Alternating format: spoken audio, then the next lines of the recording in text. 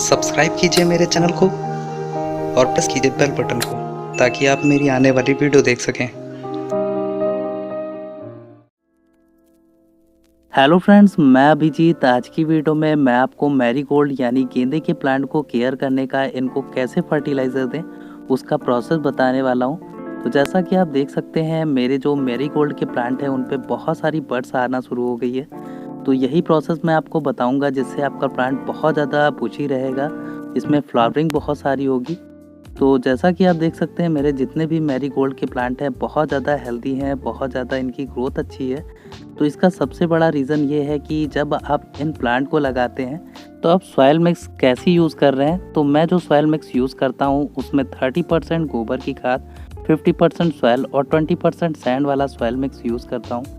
इस तरह के सॉइल मिक्स में गोबर की खाद मिलाने से बहुत ही अच्छा रिज़ल्ट मिलता है।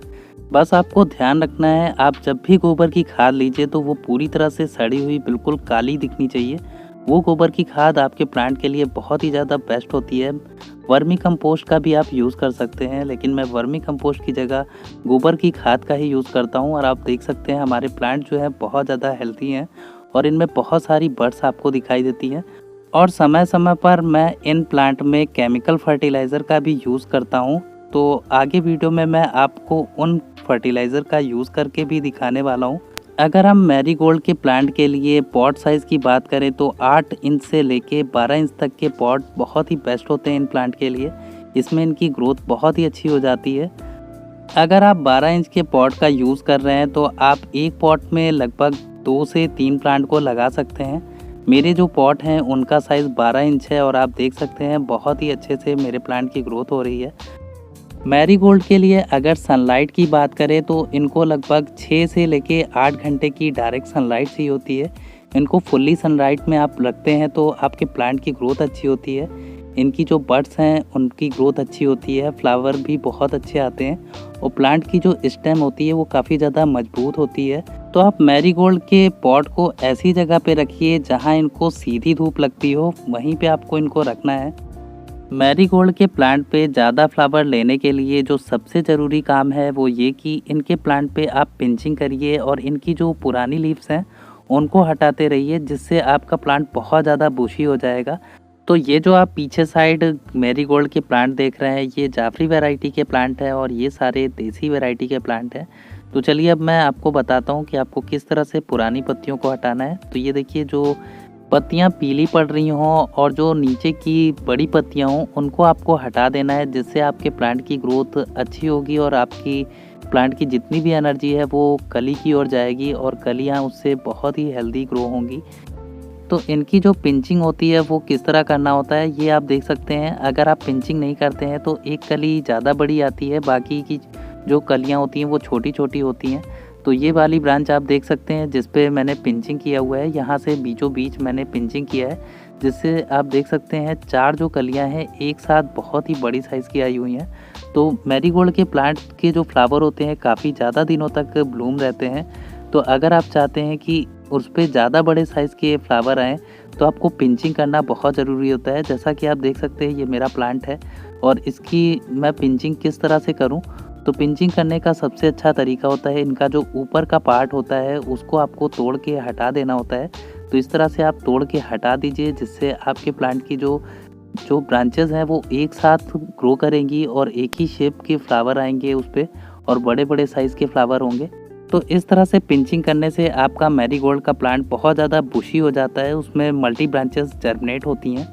तो ये आप देख सकते हैं मेरे हाथ में है यूरिया। यूरिया के ज़रिए प्लांट को नाइट्रोजन बहुत ही अच्छी तरह से मिल जाती है। तो ये छोटे दाने की यूरिया है, मार्केट में आपको बड़े दाने की भी यूरिया मिलेगी, तो आप इस तरह के छोटे दाने की ही यूरिया का यूज़ कीजिए। तो जब आप छोटे दाने की यूरिया यूज़ करते हैं तो आपको लगभग इसके 40 से 50 दाने ले लेने हैं और आपको पॉट के सर्कल में इस तरह से डालना है स्टेम से दूरी पे, ताकि आपके प्लांट को कोई हार्म ना पहुँचे, क्योंकि यूरिया बहुत ज़्यादा तेज़ी से वर्क करती है और ये बहुत जल्दी मिट्टी के संग घुल जाती है, छोटे दाने की जो यूरिया होती है। और जो गेंदे के प्लांट हैं उनके लिए यूरिया बहुत ही बेस्ट होती है, क्योंकि इससे इनकी ग्रोथ बहुत ज़्यादा अच्छी होती है। आप यूरिया का यूज़ करने के बाद बहुत हल्की सी गुड़ाई भी कर सकते हैं, बहुत गहरी वाली गुड़ाई नहीं करना आपको, मिट्टी में थोड़ी सी गुड़ाई कर लीजिए। इसके अलावा आप इसके साथ डीएपी के कुछ दाने दे सकते हैं। डीएपी यानी डाई अमोनियम फॉस्फेट, ये फर्टिलाइज़र होता है, बहुत ही बेस्ट होता है प्लांट के ग्रोथ के लिए।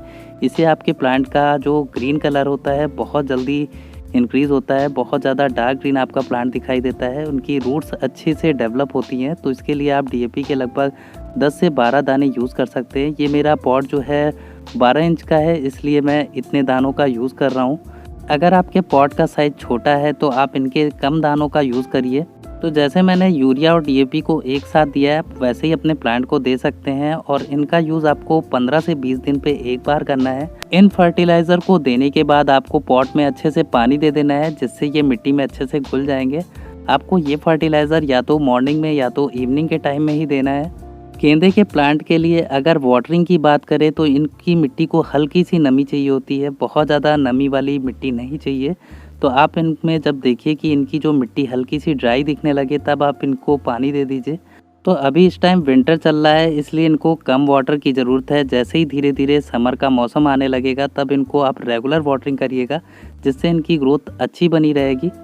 तो फ्रेंड्स, ये था मैरीगोल्ड को केयर करने का और उनको फर्टिलाइज़ कैसे करें उसका प्रोसेस। इसी तरह मैंने आपको कटिंग से इनको ग्रो करने का, इनको सीड से ग्रो करने का बहुत ही आसान सा प्रोसेस बता रखा है। अगर वो वीडियो नहीं देखा है तो इस वीडियो के डिस्क्रिप्शन में लिंक दिया है, आप ज़रूर से देखिएगा। वीडियो अच्छी लगी तो लाइक कीजिएगा। आज के लिए इतना ही, take care and bye bye.